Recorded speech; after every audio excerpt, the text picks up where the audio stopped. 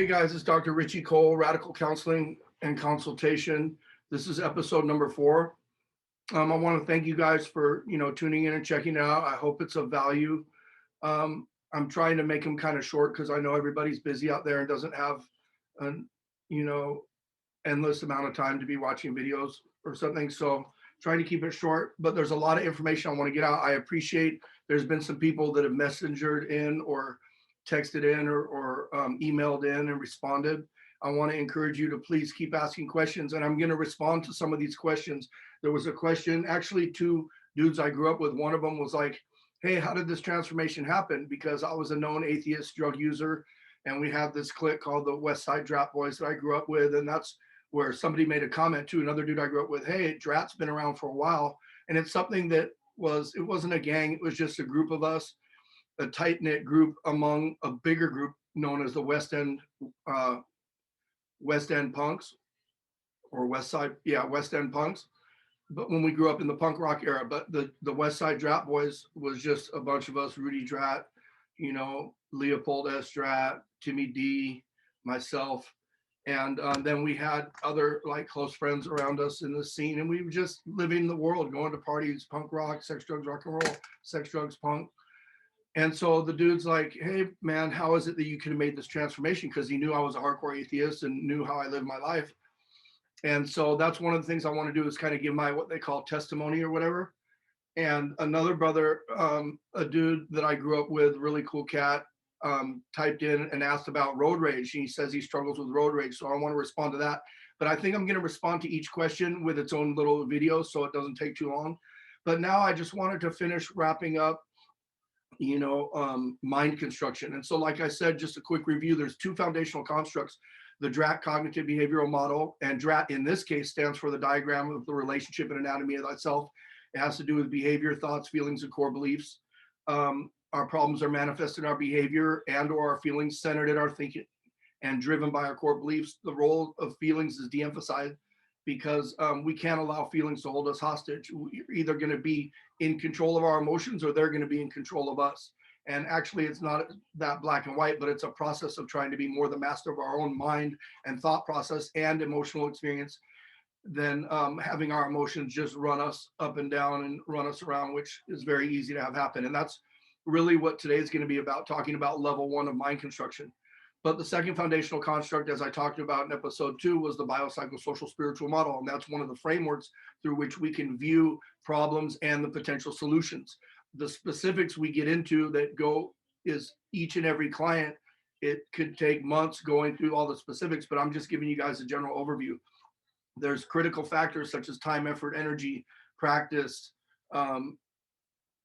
materials, knowledge, but then there was the 2 primary critical factors of awareness and motivation.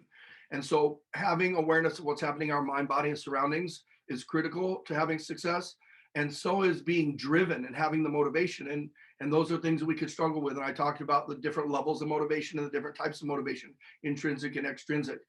And so today I wanted to talk about level 1 of mind construction, which is emotional regulation. And that's about learning how to regulate our emotions using the metaphor of this thing called the mind's internal radios. And this is something I developed back in the 90s. And I have little diagrams up there. There's 2 different diagrams that's the same thing, just, old school drawing. It's not done super professionally, but it's just, I would always draw my thoughts out. And so, but level 2 has to do with dealing with cognitive distortions or thinking errors or stinking thinking. And level 3, mind construction, has to do with identifying our faulty core beliefs and changing them. And that's a challenging and elusive, one day at a time, never ending process. And I'll probably get to that stuff to some degree, but I wanted to teach you guys about the metaphor of the mind's internal radios. And it's basically like this: each and every one of us have a radio of positivity and a radio of negativity within us. And when I was growing up, radios were different than they are today. And in fact, today we just listen to music on our phone and all that kind of stuff. But it used to be where there was a volume, there was an on and off switch, and there was volume and stuff like that. So basically the radio of positivity makes us feel good. The music or the thoughts that we have helps us feel good. And so that's a metaphor. The music is the emotions. And And the radio of negativity is bad feelings or negative music that makes us feel bad or unpleasant emotions. And so the thing is, these two different radios work a little differently. And this is just a metaphor. So it's intangible, it's in our mind. And what we realize is the differences in the way they work are critical to being able to regulate our emotions and be able to reduce or eliminate unpleasant or negative emotions and construct positive emotions. The thing about negativity is it comes from within and it comes from all around, and we want to try to be somewhat impermeable to it. And we also need to manufacture positivity. And if we do nothing and we're lazy, negativity is just going to keep running to whatever degree, you know.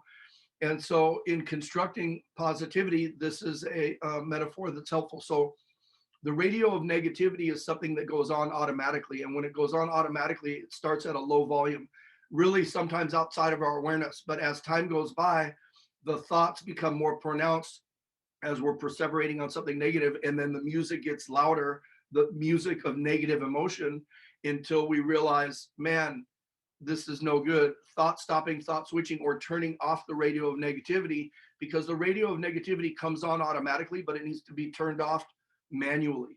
And that's the whole thing about the difference between the radio of negativity and the radio of positivity. The radio of positivity within us needs to be turned on manually, but it tends to, and we turn it on by developing a gratitude list and thinking, you know what, I got my eyesight, I'm doing okay.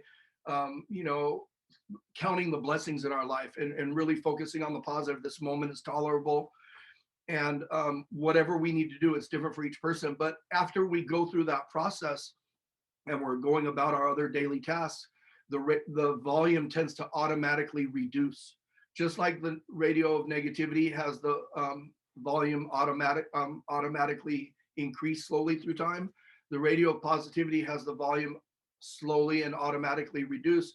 And usually we're not that aware of it. And that's one of the reasons why awareness is so critical of having success at behavioral change, and in this case, at regulating our emotions. So as the radio of negativity, the volume's going down, or the radio of positivity rather, when the volume's going down, it gets to a certain point where the radio of positivity turns off automatically. And that signals the radio of negativity to be turned on automatically. But it's at a low volume. So a lot of times we don't recognize it. And then through time, it starts getting louder and louder till we realize we're feeling terrible. And that's when we've got to turn off the radio of negativity manually and turn on the radio of positivity manually. And this could be something where essentially we're hitting switches all day. Now, this is something like everything else that takes time, effort, energy, practice. But this is just an analogy to be able to kind of get a sense of, well, how could we regulate our emotions? How could we deal with negativity and try to construct positivity? This is just one out of a multitude of different metaphors that there are, but it's one that I came up with and one that I really like. And in my mind, when I know I'm feeling bad, I realize I'm having negative thoughts or anger producing or anxiety producing thoughts, and I need to do thought stopping and thought switching, where I turn off the radio of negativity and turn on the radio of positivity and realize, God, thank you for this day. This is the day you have made. I'm going to rejoice and be glad in it. And I start thinking about how blessed I am, and I really am blessed. And whether it's being here in America, Southern California, not being in the hospital, not being in jail or prison, or having my kids be okay. I mean, we can always find things to be bummed out about, but we can also always find things to be stoked about, because there's always good and bad in our lives. And it's really what we choose to focus on. And so the only way you're going to be able to proactively utilize the mind's internal radios is by understanding the dynamics and how they work, and by making that conscious choice to do it, being aware of what's happening in our mind, body, and surroundings, and hitting the switches, turning off the radio of negativity, turning on the radio of positivity, and trying to be aware. And when we hear the volume of the radio of positivity going lower, we can turn up the volume. We could end up getting so good at it that we keep the radio of positivity on all the time. That would be a huge goal and challenging to do, because most of us are just at the whim of our emotions. And so this is about starting to be conscious and intentional about the way that we think, so we can control the way that we feel. Okay, so I appreciate you guys checking this out. I hope this is of value. Email us questions or anything like that, and I'm going to answer them as time goes on. But I want to thank you for tuning in. Please subscribe.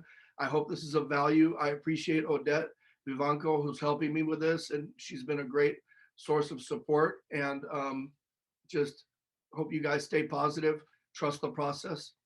Remember the 3 T's, things take time. Okay. Have a good one. Gracias. We'll see you soon for episode 5.